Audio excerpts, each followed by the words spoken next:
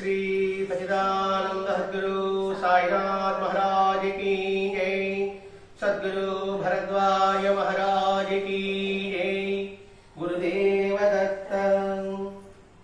సద్గురు శ్రీ సాయినాథుని యొక్క సాన్నిధ్యంలో ఆచార్య కళా భరద్వాజమాచార్య యొక్క ఆశీస్సులతో ఈరోజు శ్రీ సాయి సన్నిధి గ్రంథంలోని అంశాలను మనం వివరించుకోబోతున్నాం. ఇందులో ముఖ్యంగా బాబా సన్నిధిలో ఉంటూ ఆయన యొక్క జీవిత విధానం ద్వారా ఆయన చెప్పే వాక్కుల ద్వారా ఎంతమంది దాన్ని సద్వినియోగం చేసుకున్నారనే విషయమే ఈ సాయి సన్నిధి గ్రంథంలో ఉన్న ముఖ్యాంశాలు. ఇందులో ప్రత్యేకంగా దీక్షిత్ యొక్క జీవిత విధానం మనకెంతో ఆదర్శం. ఎందుకంటే దీక్షిత్ జీవితంలో జరిగిన ప్రతి సంఘటన వెనుక కూడా గొప్ప అంతరార్థం ఇవ్వబడి ఉంటుంది. ఇక్కడ గొప్ప అంటే ఉన్నతమైనదిగా, ఉత్తమమైనదిగా. అందుకే దీక్షిత్ జీవితాన్ని మనం ఆదర్శంగా కనిపించుకోగలిగితే మన జీవితంలో జరిగే ప్రతి సంఘటనలో కూడా మనలో నిరుత్సాహము, నిస్పృహ ఉండకుండా ఉత్సాహం, ఉల్లాసం కలుగుతుంది. అంటే ఏ మహాత్ముడి చరిత్రలోని అంశాలను పరిశీలించుకుంటూ ఉన్నప్పుడు మాత్రమే, పరిశీలించుకుంటూ దాని పట్ల అవగాహన కలిగి ఉంటే మాత్రమే అందులోని భావము లేక బోధ మనకు అర్థమవుతుంది. అలా కాకుండా ఏదో చదవడం, వినడం వరకే ఉందనుకోండి, అది కొంత మేరకే వాళ్ళ పరిణితి కలుగుతుంది. ఆ కొంత మేరకంటే ఆన్సర్లో కూర్చున్నాం, ఆన్సర్లో వింటున్నాం. కూర్చోవడం, వినడానికి గల మన భావాన్ని, అంటే కూర్చునడం, వినడంలోని భావము, అంతరార్థము, ఫలితము, ఈ మూడు చూసుకుంటూ ఉండవాలి.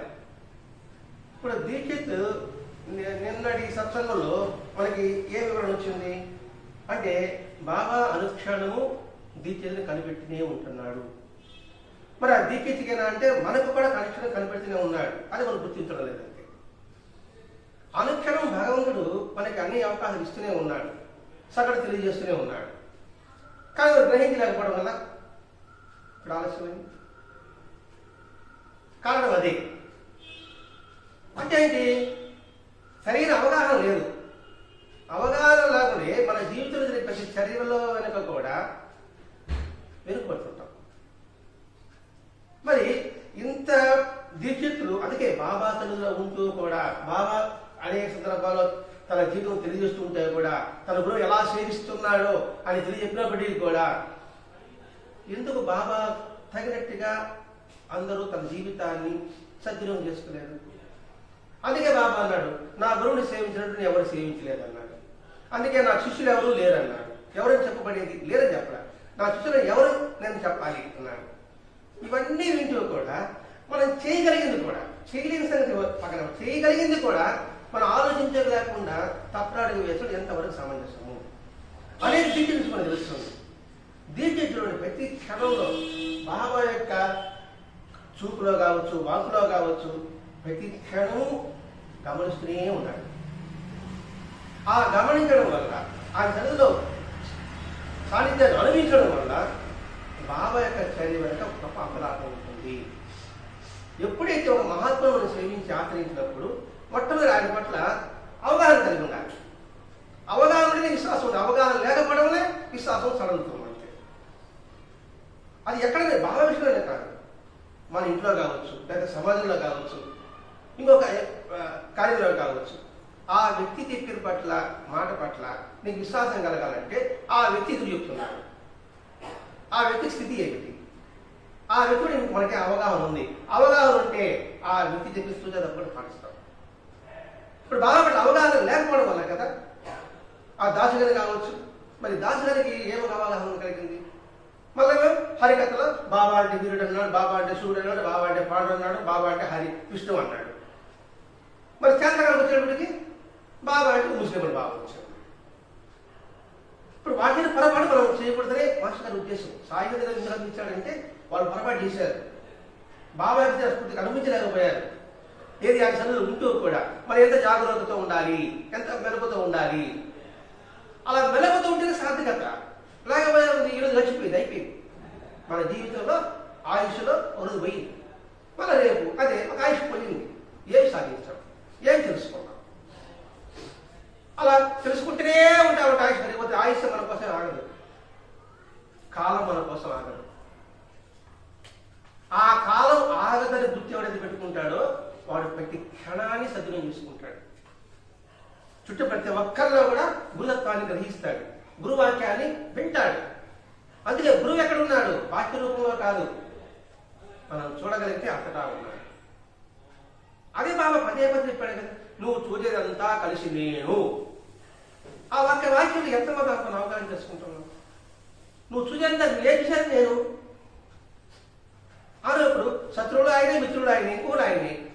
ఆ భావం నిలుపుకోగలిగాం అనుకోండి, మన వరకు ధర్మం ఉంటాం. ఆ శత్రువు వచ్చి మన చెండాడని మనకి నష్టం లేదు. ఆ బాబా చేతిలో నేను అది తిట్టడం కావచ్చు, కొట్టడం ఏదో కావచ్చు కాక. అదే ప్రహ్లాదుడు పాము వచ్చింది, ఆహా నాగాభరణం నాకన్నా అలంకరించి విష్ణువే అలంకరించాడు. నిప్పులో పడ్డోశారు, ఆహా ఈ అగ్నివుడు విష్ణువు నిన్ను ఆలింగనం చేసుకుంటున్నాడు. ఏనుగు పాదం తొక్కబోతుంది, ఆహా విష్ణు యొక్క పాదాలు నా శరీరం పడుతుంది. మరి అన్నీ చదువుతున్నాం, అన్నీ చూస్తూనే ఉన్నాం, మరి ఎంత గ్రహించుకున్నాము? గ్రహించలేదని బాధపడడం కాదు, ఇక్కడ బాధపడుతూనే ఉంటే జరగకపోతుంది. దీక్ష అలా చేయలేదు. శ్యామ వాపోయాడు, శ్యామ బాధపడ్డాడు, అయ్యో ఆయన ఉన్నప్పుడు నువ్వు సరే విజయించలేకపోయానే, ఆయన తిట్టానే, ఆయన చేతి పని చేయించానే అనుకునే లాభం. శ్యామ కూడా బాబా లేచి కొంచెం అన్నాడు, లేచి పంచాడు. బాబా అయ్యో బాబా నేను పని చేయించుకున్నానే అంటే చేయి జారిపోయింది. అందుకే మనసుగా సాయుధంగా అందించడం. అందుకే వేదవ్యాసులు మనం భాగవతాన్ని ఎందుకు అందించాడంటే ఇందుకే. భాగవతులు అంటే భగవంతుని అత్యంత ముక్తి పొందిన వాళ్ళు, వాళ్ళు ఎటువంటి పొరపాటు చేశారు, ఎలా సర్దిద్దుకున్నారు అనే విషయాన్ని మనం గ్రహించాలి. అది భాగవతంలోని అంశం. అది బాబా మాస్టర్ గ్రహించారు. మరి మనం కూడా పొరపాటు పడుతున్నాము. వేదవ్యాసుడు భాగవతాన్ని అందించాడు. మన సాయి సన్నిధిలో ఉన్న ఆ భక్తుల యొక్క అనుభవాన్ని మన వాళ్ళకి గురుబంధులకు అందిస్తాము అని ఎంతగా తపన పడి ఉంటాడు ఈయన. మరి ఈ సాయి సన్నిధిలో ఎంత అద్భుతమైన గ్రంథం. ఏదో పరీక్ష రాసి ఏదో మెమంటలు కొట్టాడు కదా, అంతవరకేనా? అందులో అతను మనం గ్రహించాలి కదా అని చెప్పడమే ఉద్దేశం. దీనికే చూడండి. అందుకే దీక్షిత్ అద్భుతమైన జీవిత విధానం. అతడు షిరిడిలో ఉన్నప్పుడు వాళ్ళ కూతురు జబ్బు చేశాం. షిరిడిలో ఉన్నప్పుడు జబ్బు చేసిన వాడికి ఏమన్నాడు? ఆ విషయం బాబాని ఏం కోరలే, జబ్బు తగ్గించు, రోగం తగ్గించు అని కోరలే. కర్తవ్యం ఆయనది. అది శరణాగతి. సద్గురు పగ్గాలు అప్పగించిన తన చింతకు తావలేదు బాబు చెప్పాడు. మరి పగ్గాలు అప్పగించాలి అనుకుంటున్నాం, కానీ ఆ సందర్భం వచ్చేటప్పుడు మాత్రం కనిపిస్తున్నాం. మరి దీనికి అనుక్షణం కనిపెట్టాడు. జ్వరం వస్తే కనిపెట్టాడు, కాపాడాడు. అలాగే వాళ్ళ తమ్ముడికి అనారోగ్యంగా ఉంటే నేను కాపాడుతున్న బాబా వాగ్దానం చేశాడు. తన తమ్ముడికి ఉద్యోగం వస్తుంది మాట ఇచ్చాడు బాబా, ఆ ఉద్యోగం రప్పించాడు. అంటే అనుక్షణము నన్ను కాపాడుతున్నాడనే భావన దృఢంగా ఉంచుకున్నాడు. అందువల్ల తన కూతురు బాగలేకపోయినా కర్తవ్యం ఆయన చేశాడు. ఎందుకంటే ఆయన తెలుసు తన కూతురికి రోగం తగ్గించడే మేలా లేదా అది ప్రారంభాన్ని తీసివేయడం మేలా అనే సంగతి మనకన్నా బాగా తెలుసు. అది సర్వసరళమైనది. అలా మనం ఉన్నామనుకోండి, మన జీవితంలో ప్రతి సంఘటన వెనుక కూడా ఇది భగవంతుని అనుగ్రహం. కష్టం వచ్చిన కాలం తీస్తున్నాడు, దోషపడాలి అంతే. సుఖం పోయిపోయాడు, ఆహా నా ప్రారంభాన్ని నా రుణానుబంధాన్ని ఈ విధంగా సంతోష పెడుతున్నాడు. అంతేగాని రెండు పడవల కాలం పెడితే మొత్తం పడగలదు. మరి ఈ అవకాశం వస్తుందో మనకి తెలియదు. అదే మాస్టర్ గారు అంటాడు, మనం అందరం పంచడమే మన కర్తవ్యం కావాలి. ఈ సమాజం తీసుకుంటుందా తీసుకోదా, వాళ్ళ ప్రారంభం బాగుంటే తీసుకుంటుంది, లేకపోతే తీసుకోవచ్చు. నష్టం ఎవరికి? అదే మనం ప్రజలు గుర్తుపెట్టి మనకు వచ్చిన అవకాశం ఎంతగా సద్వినియోగం చేసుకోవాలనే అంశంగా నువ్వు గుర్తించలేకపోతాను. దీక్షలు గుర్తించాడు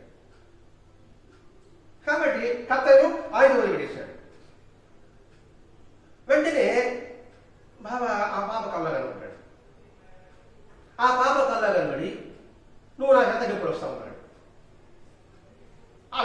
పడుకో అన్నాడు.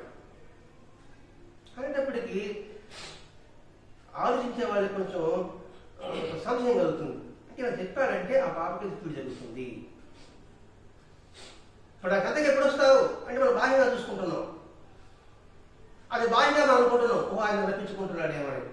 కానీ ఆంతరికంగా ఆలోచించే వాళ్ళకి ఇందులో ఏదో ఉంది. ఇప్పుడు బాబా ఒకసారి శంఖంలా ఊపుతాడు, పోయింది అపశకనం అన్నప్పుడు అదే సమయానికి వచ్చి చనిపోతాడు.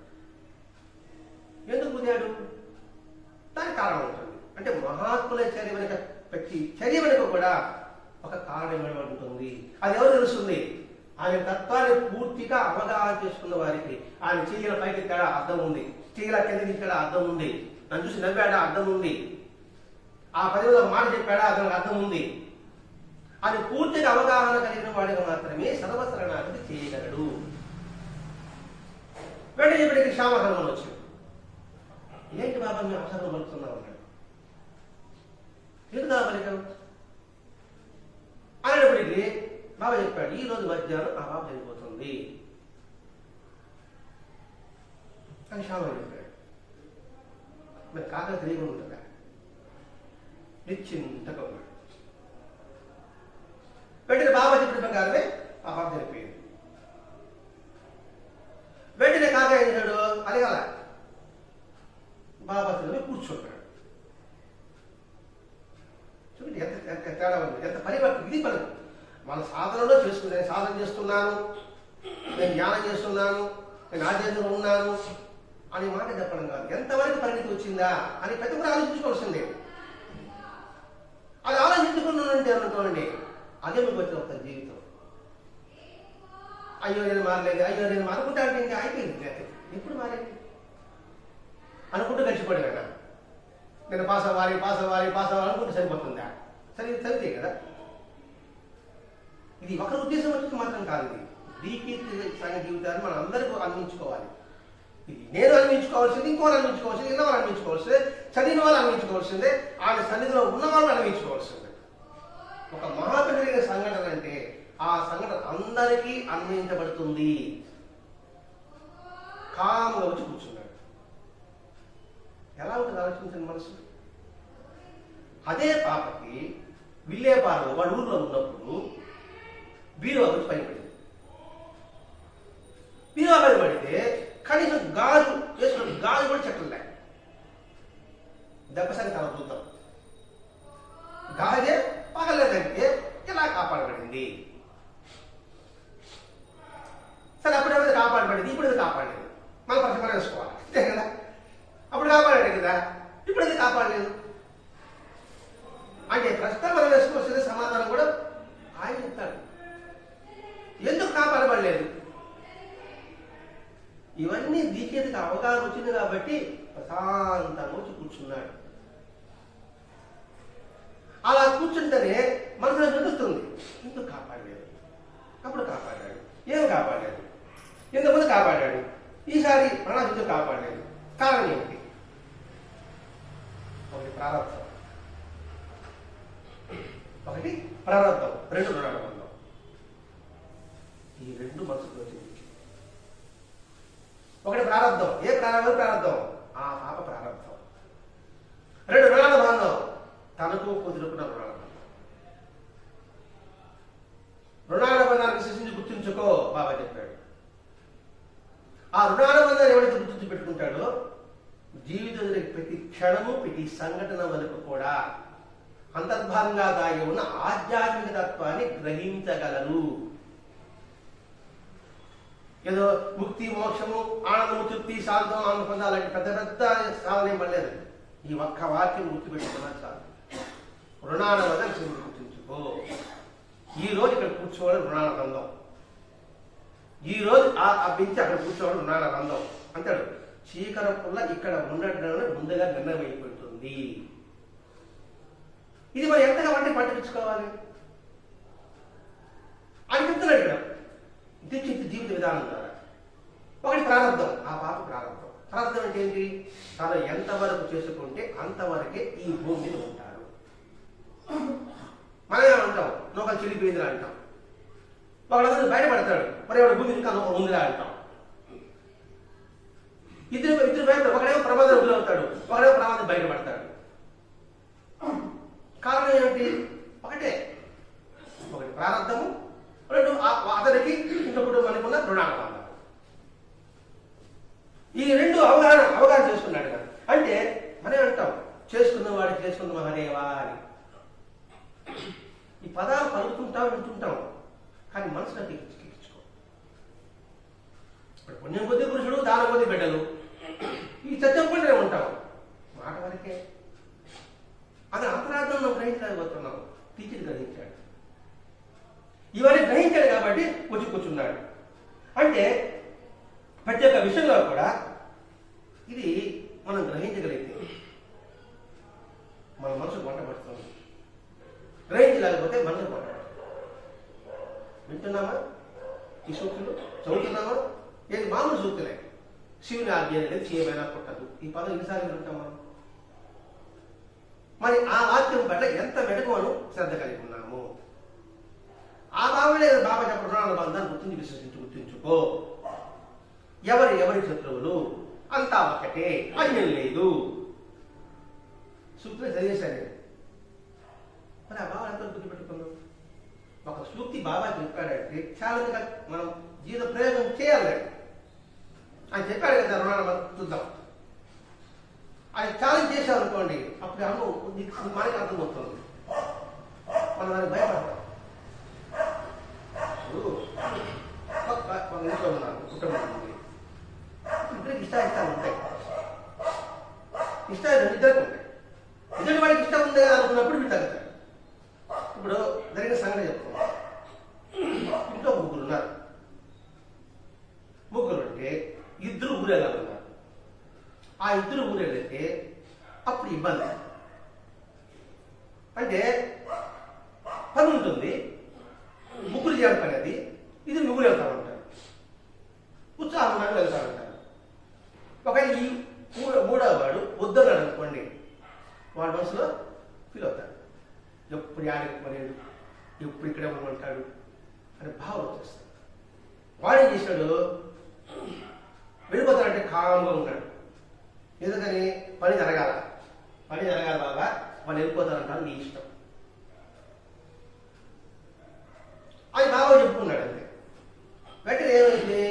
వీళ్ళు ఎక్కడికైతే వెళ్ళాలనుకున్నారో వాళ్ళు ఊరికి వెళ్తారు. వీళ్ళు ఫోన్ చేసి ఊళ్ళో లేమన్నారు. వాళ్ళు ఊరికి పోక నీకు ఎక్కడ ఉంటారు? వాళ్ళు ఇక్కడ ఉంటారు. అలా కాకుండా వీడు ఆదేశపడి ఇంత కొన్ని వెళ్ళబోతావు, నీకు బుద్ధి లేదా, అది లేదా అన్నాడు అనుకోండి, వాళ్ళ మనసు బాధపడతారు. వాళ్ళకి ఊరికి వెళ్ళిపోయి ఉంటారు. వాళ్ళు అర్థమైంది భావించుకుంటున్నాం. ఇది జరిగిన ఉదాహరణ చెప్పుకుంటున్నాం. అక్కడ ఈ కూడా వాడు విశ్వసించాడు. బాగా చెప్పాడు కదా, ఆ జరిపించుకుంటాడు, లేదా నాదే ఆయన ఇష్టం.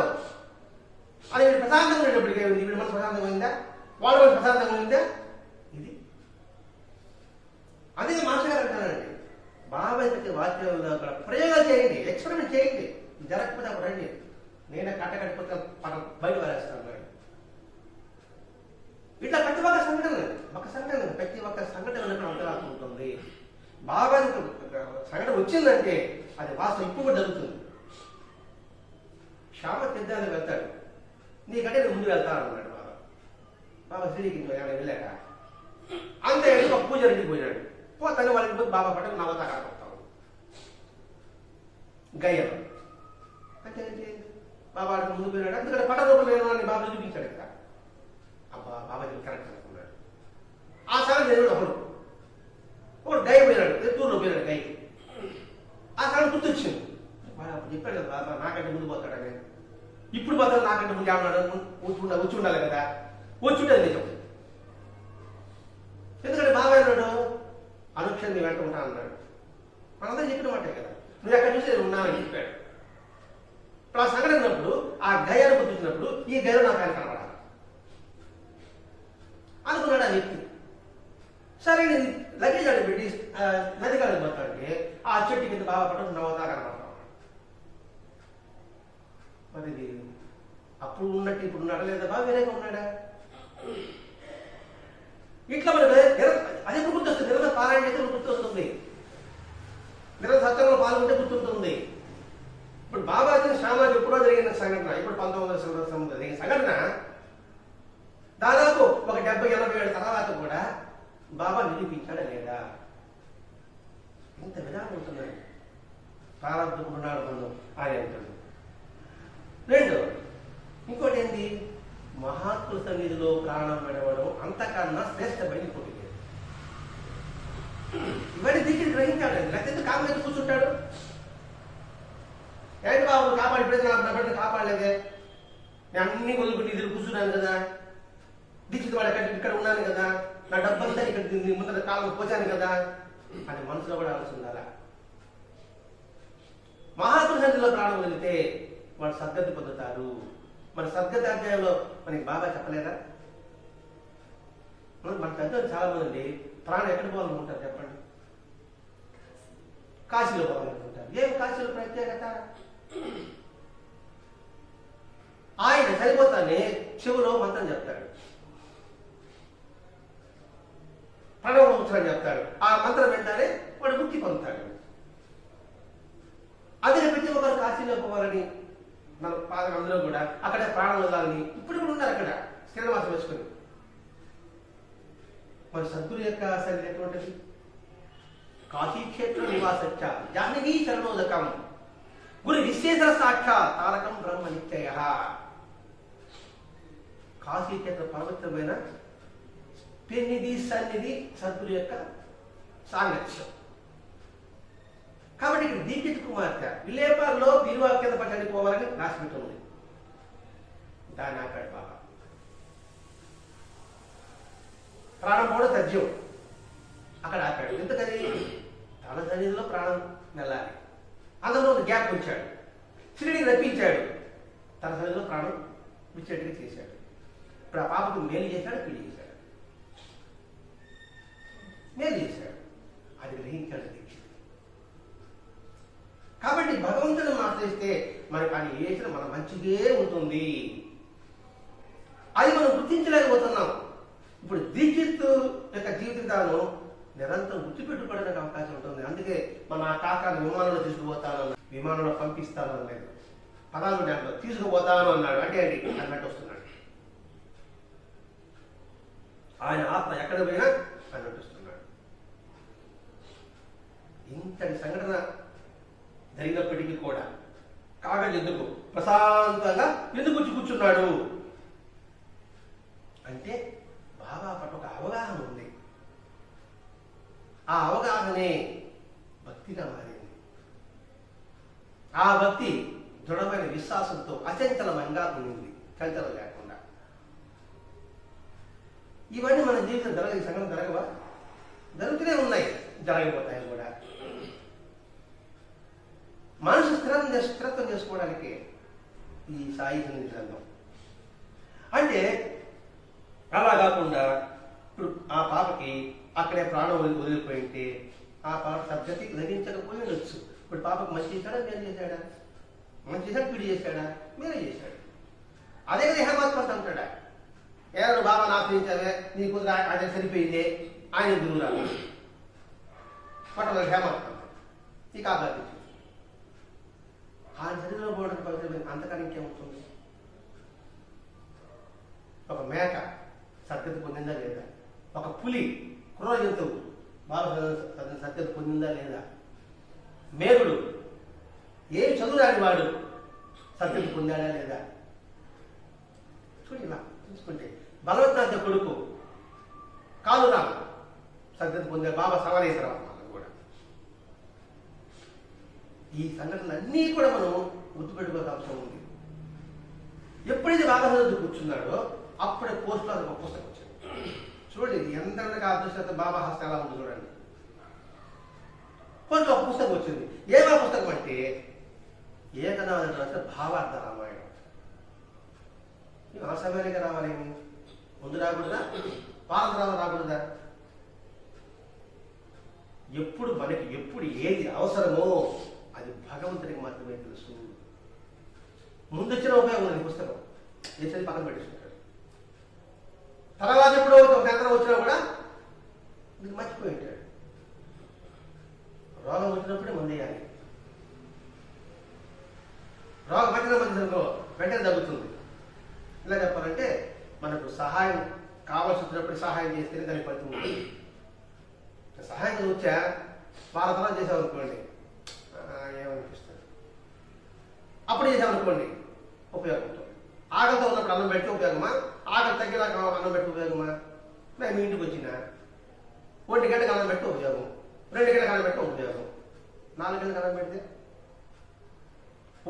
కూర్చోండి అని చెప్పేసి ఒక 10 రకాలు చేసి పెట్టి 4 గంటలు భోజనం పెట్టాము అనుకోండి.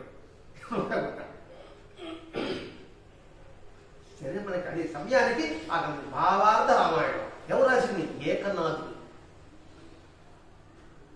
ఆ గొప్ప మహాత్ముడు ఏకనాథుడు. ఏకనాథుడు అంటే ఏకనాథుడు, నాథుడు అంటే స్థితి, పోషించేవాడు అంటే ఒకే తత్వంలో నిరంతరం నిలబడిన వాడు, ఒకే స్థితిలో ఉన్నవాడు, ఆ స్థితిని ఆస్వాదించిన వాడు రాసిన భావార్థ రామాయణం. ఆ రామాయణం అనేది భావ అర్థంతో కలిసిన రామాయణం. మన భావాలు మన ఆలోచనలు అన్నీ కూడా ధర్మం వైపు ప్రయాణం సాగించే గ్రంథం. ఆ గ్రంథం చేతిలోకి వచ్చింది. ఎవరికి కాకాజీ పోస్టులో వచ్చింది, ఎవరు పంపించాడు? ముందు అబ్దుల్ హాస్యం బాబాది అని అంటే బాబా ఎవడు ఏదో ఆయన ప్రేరణ మనం చెప్తాం, శివుని ఆజ్ఞని చేయమైనా కొట్టదు. ఒక మంచివాడు సహాయం చేయాలన్నా ప్రేరణ కలిసిన వాడే. ఆ భావం ముందు పెట్టుకుంటే వీడి చేశాడని భావన ఉండదు. ఇంకొకటి వీడి చేశాడు అది ఆయన, ఎందుకంటే మన ప్రారంభం వాడి రూపంలో ప్రకటమవుతుంది. అది గుర్తుపెట్టుకుంటే జీవితం అంత స్వరూపం. ఆ గ్రంథం వస్తేనే తన బాబా కనిపించాడు. చూడండి ఎంత విజ్ఞత ఉందో. గ్రంథం వచ్చింది, ఆయన చదువు తీసుకుంటే మంచిది. ఈ భావం రావాలి వస్తాను ఎవరు పుస్తకం తీసుకుని చూడలే వస్తాను జరిగింది. బాబా పుస్తకం చూసి చేయి పెట్టి చదవమన్నాడు. పుస్తకం పేరు చూసి చదవమంటే అది వేరే, ఇది చదవమన్నాడు. చైతన్యం వచ్చింది. రామాయణంలో వాలి సంహారం జరిగింది. రాముడు వాలిని చంపాడు. వారి యొక్క భార్య ఎవరు? తార. వచ్చి ఏడుస్తాము. అప్పుడు రాముడు తార యొక్క బోధ చూడండి. ఈ సంఘటన ప్రతి ఎలా స్థితి జరుగుతూ చూడండి. ఇక్కడ తార ఏడుస్తున్నప్పుడు వచ్చాడు రాముడు. ఎందుకమ్మా ఏడుస్తాం? మరణం అనేది సహజం, ముందుగా నిర్ణయం. పోనీ మరణానికి కారణం ఏంటి? నీ భర్త ఏం చేశాడు? ధర్మమా అధర్మమా? అధర్మం చేశాడు. అధర్మం అంటే తమ్ముడు బాగా తీసుకున్నాడు, తమ్ముడు తరిమేశాడు. అది కోతి ధర్మం కదా అన్నట్టుంది. కోతి ధర్మమే. భర్త లేనప్పుడు తీసుకోవడం ధర్మం, భర్త ఉండగా తీసుకున్నావు. మరి నా భార్యను తీసుకున్నాడు కదా, నువ్వు చనిపోయావని అది జరిగింది అక్కడ, అందరూ పెట్టుకున్నాడు. అర్థమేదనుకుంటున్నా ఈ సంఘటన. ఇవన్నీ చెప్పిన తర్వాత ఆ కిష్కింద జరిగిన సంఘటన తర్వాత మృత్యువు అనేది అనివార్యము. మృత్యువు అనేది తప్పదు ఎవరికి. అది గుర్తించి ఎడబాటును ధైర్యంతో వహించగలగడమే వివేకము. ఎడబాటును కుంగిపోతుండకూడదు, ధైర్యంతో వహించగలిగే వివేకము. మరి ఆ వివేకాన్ని మనకు బాగా దిచ్చితో మనం చెప్తున్నాడు ఇక్కడ. పోని ఏడ్చి సాధించారమ్మా. తలుచుకొని ఏమన్నా మనం పొందగలమా? మనం తెలియకుండా వచ్చేసి అనుకుంటుంటాం, ఎందుకు వస్తుందని ఆలోచించాం. అందుకే వివేకానంద అంటాడు, మనం మానసికంగా, శారీరకంగా, ఆధ్యాత్మికంగా ముందుకు పోవడానికి ఏదైతే అడ్డు తగులుతుందో దాన్ని విషంతో సమానంగా చూడు. మానసికంగా, శారీరకంగా, ఆధ్యాత్మికంగా ఈ మూడికి ఏది అడ్డు వస్తుందో దాని విషంతో అరే. మరి సత్యాన్ని పెట్టుకో. బాబా చెప్పాడు, సత్యం అంటే ఏమిటి? జ్ఞానం. అటు శారీరకంగా ఇటు మానసికంగా పుష్టినిస్తుంది. అది నేర్చున్నాడు ఇక్కడ. కాబట్టి ఇది అనివార్యమని అక్కడ రాముడు బోధిస్తున్నాడు. అంటే ఏ కోశాన దిద్దులో ఆ సంశయం రాకుండా అంటే ఇక్కడ రాల సంశయం వస్తుందేమో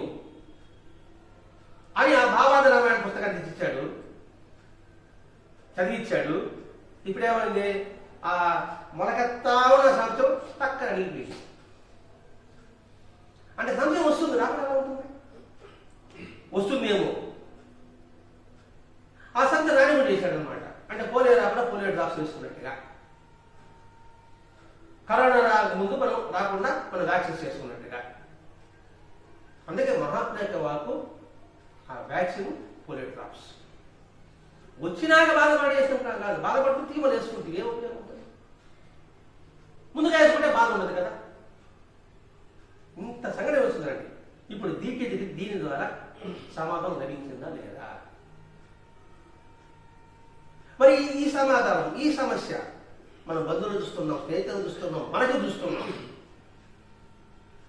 మరి ఇటువంటి స్థైర్యాన్ని మనం ఎందుకు కోల్పోతున్నాం? ఈ ధైర్యాన్ని ఎందుకు మనం విడనాడుతున్నాం? ఈ వాసన, ఈ సత్సాంగత్యం లేని వాసన వాళ్ళటు ఉంటారు.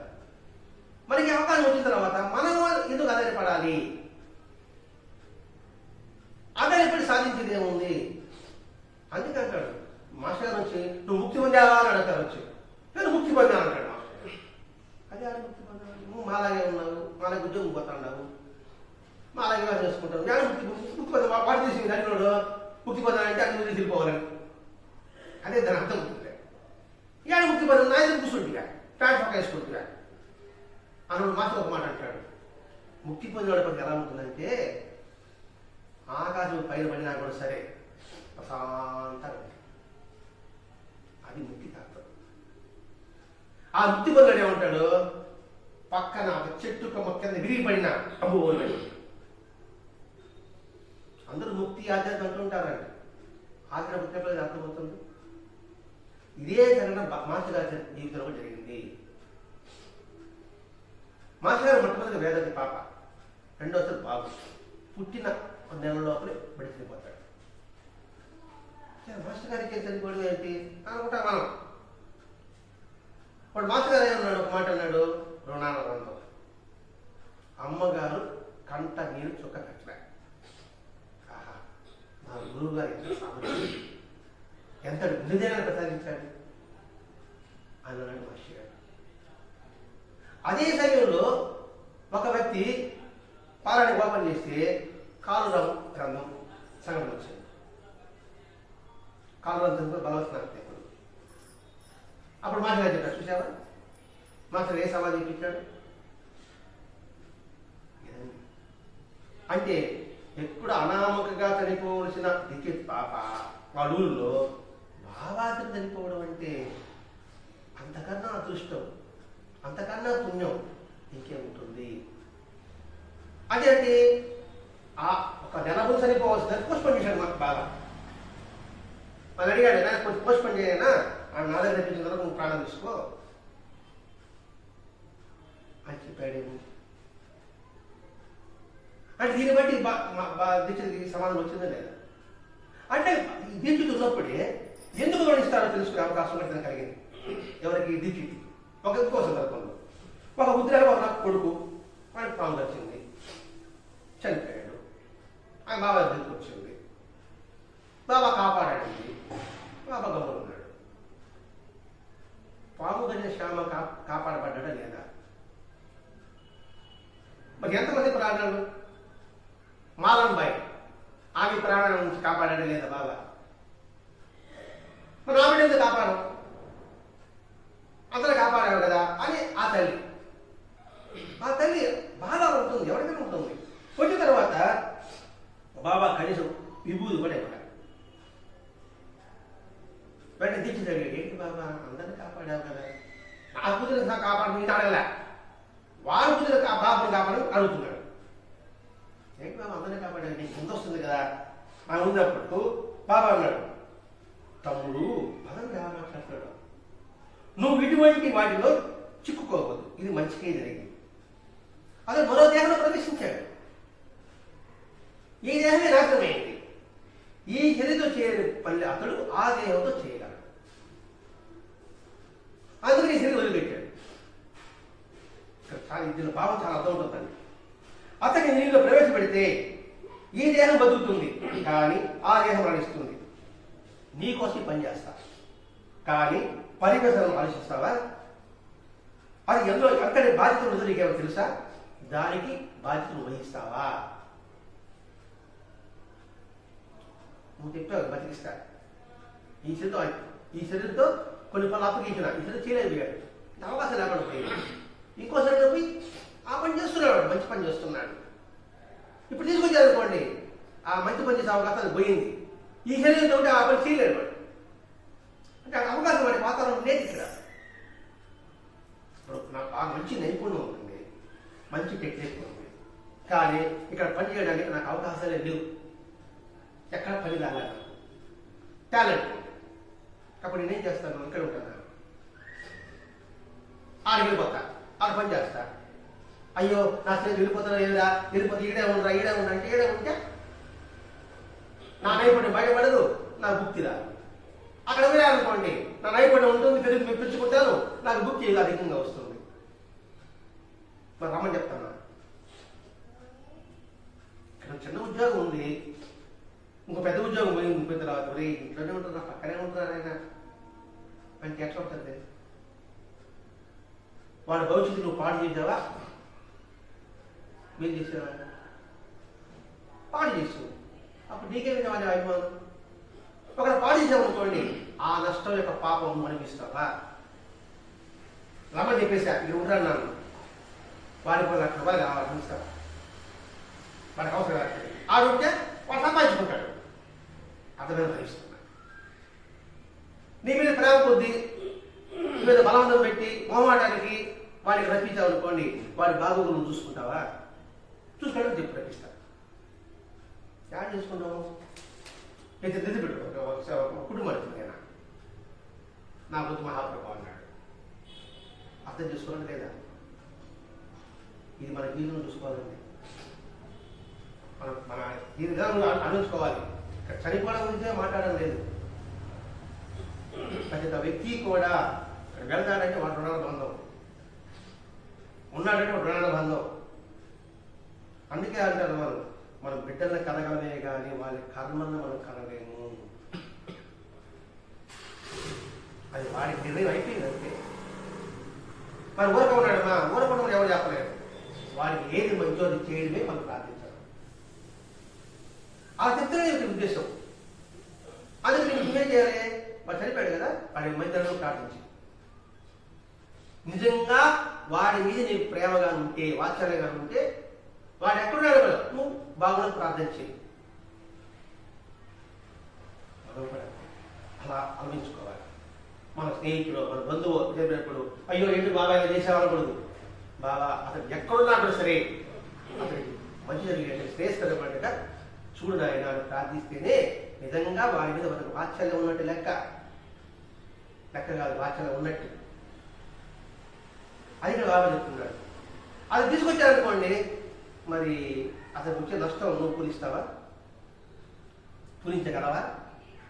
అన్నప్పుడు తన హద్దులు గుర్తించాడు.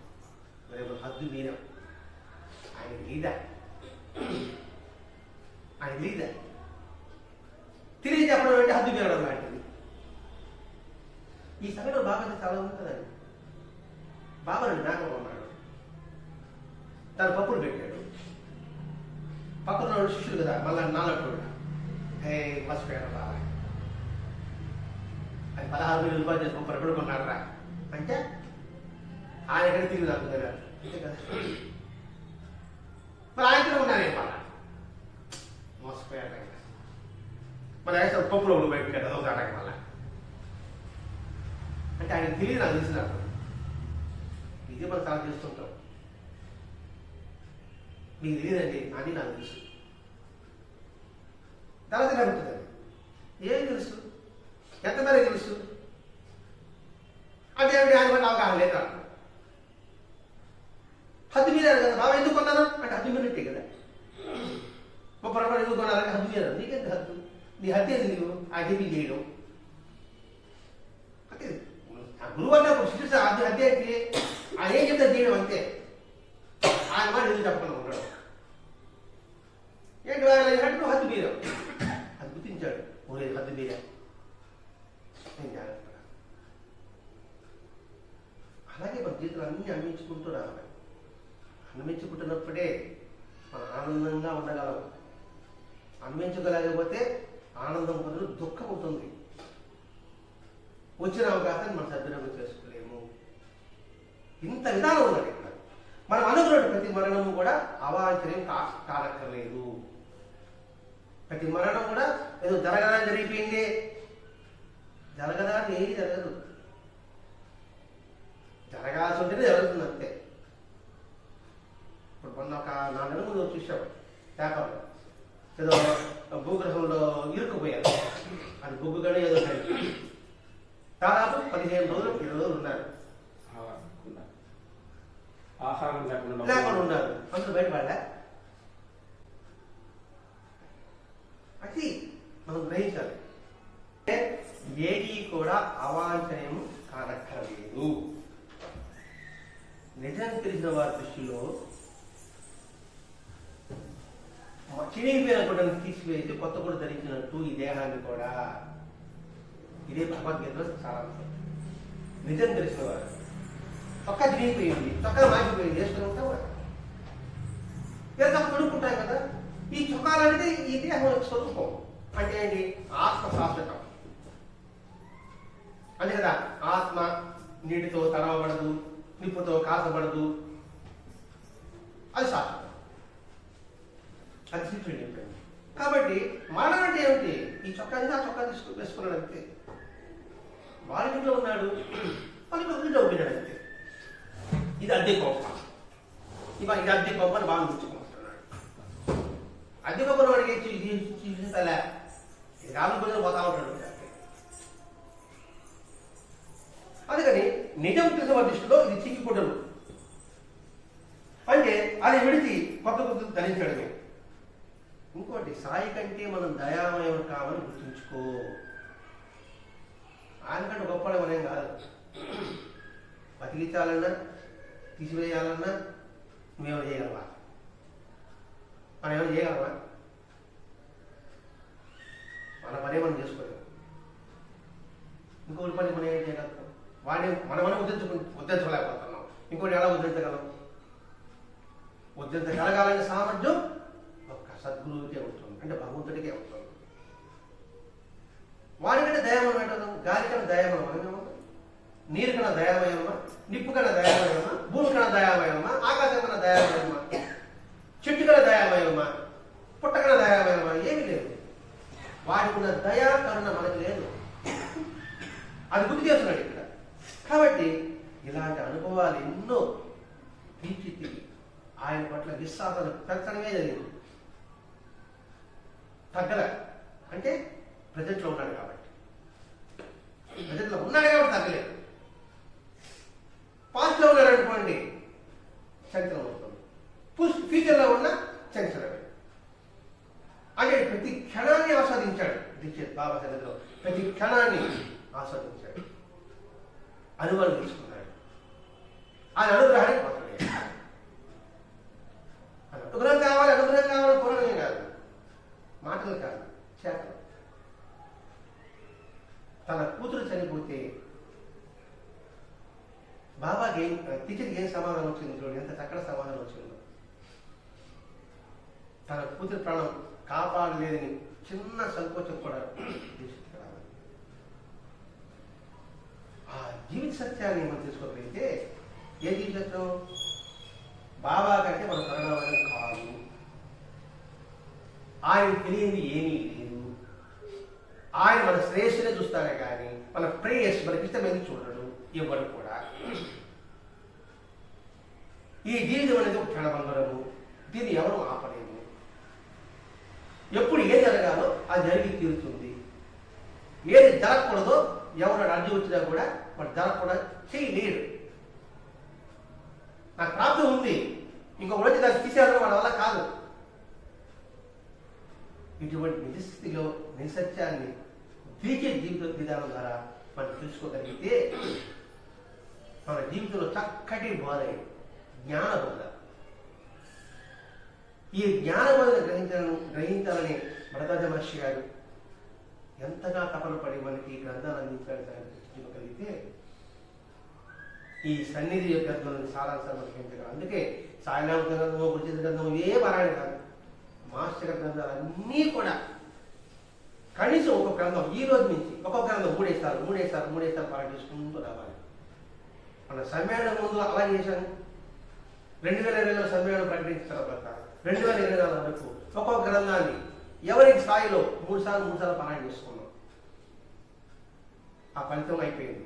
మళ్ళా తిరిగి 3 సార్లు గ్రంథాలను పారాయణ చేసుకోగలిగితే ఇటువంటి జ్ఞాన బోధ, జ్ఞాన ధనాగా మనకి ఎంతో లభిస్తుంది.